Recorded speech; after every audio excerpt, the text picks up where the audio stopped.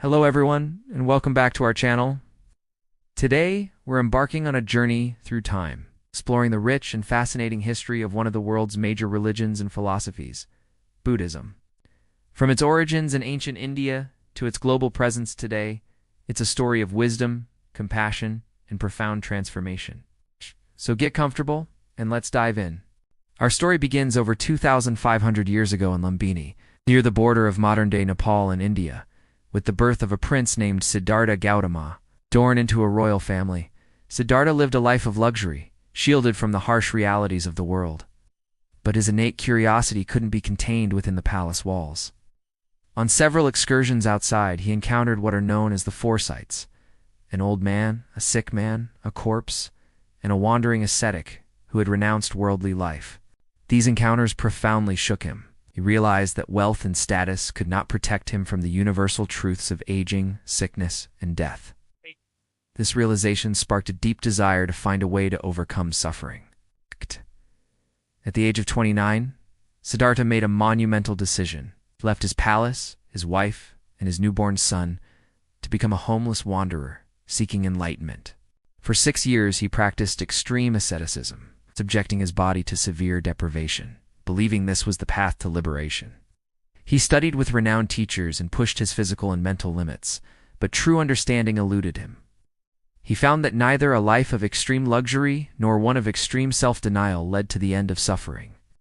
Realizing this, he abandoned these extremes and chose a new path, the middle way. This path advocated for moderation, avoiding the pitfalls of both indulgence and severe austerity. One fateful day, he sat beneath a Bodhi tree in Bodh Gaya, vowing not to rise until he found the answers he sought. After a night of deep meditation, as the morning star rose, Siddhartha Gautama achieved enlightenment. He became the Buddha, which means the awakened one. He had awakened to the true nature of reality and understood the cause of suffering and the path to its cessation. These insights formed the core of his teachings, known as the Dharma. The Buddha then traveled to the deer park in Sarnath, near Varanasi, where he delivered his first sermon. This pivotal event is called Turning the Wheel of Dharma. In this sermon, he laid out the foundational principles of Buddhism, the Four Noble Truths. First, the truth of suffering or dukkha life inevitably involves dissatisfaction and stress. Second, the truth of the origin of suffering, which is craving, attachment, and aversion. Third, the truth of the cessation of suffering. It is possible to end this suffering. And fourth, the truth of the path to the cessation of suffering, which is the Noble Eightfold Path. The Noble Eightfold Path is a practical guide to ethical conduct, mental discipline, and wisdom.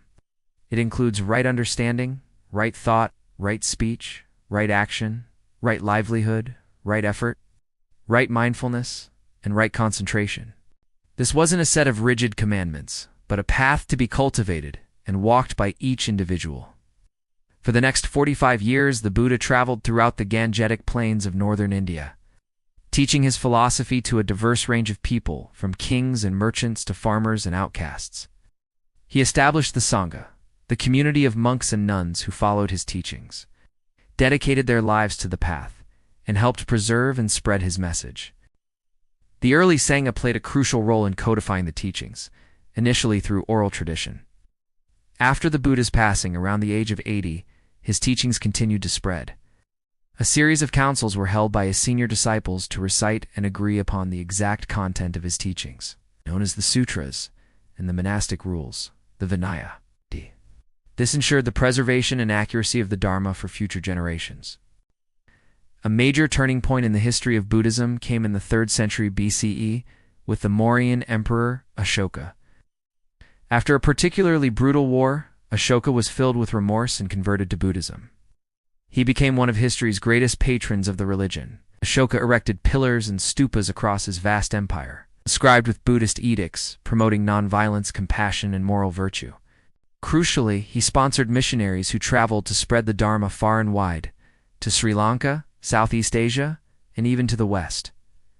As Buddhism spread, it naturally evolved and adapted to different cultures, leading to the development of various schools of thought. The two major branches that exist today are Theravada and Mahayana. Theravada, which means the way of the elders, is the oldest surviving school and is most prominent in Sri Lanka, Thailand, Cambodia, Laos, and Myanmar. It adheres closely to the earliest scriptures, the Pali Canon, and emphasizes the individual's path to liberation, or becoming an arhat, an enlightened being who has attained nirvana. Mahayana Buddhism, meaning the Great Vehicle, emerged several centuries later and became dominant in East Asia, China, Japan, Korea, and Vietnam, as well as in Tibet. Mahayana introduced new scriptures and concepts. A key ideal in Mahayana is the Bodhisattva, an enlightened being who delays their own final nirvana out of compassion to help all other sentient beings achieve enlightenment. This school places a greater emphasis on compassion and the interconnectedness of all life.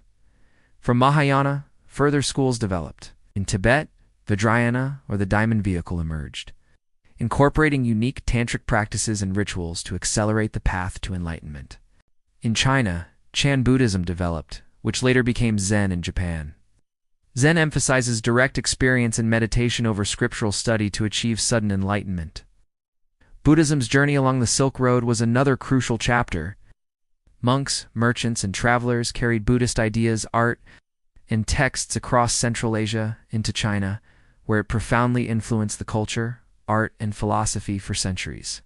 From China, it spread to Korea and Japan, each culture adding its unique flavor to Buddhist practice.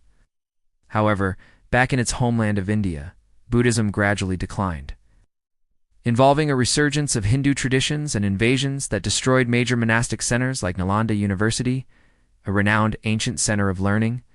Despite its decline in India, Buddhism was flourishing elsewhere.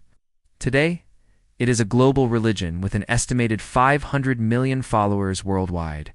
In recent decades, Buddhist philosophy, particularly its practices of mindfulness and meditation, has gained significant popularity in the West.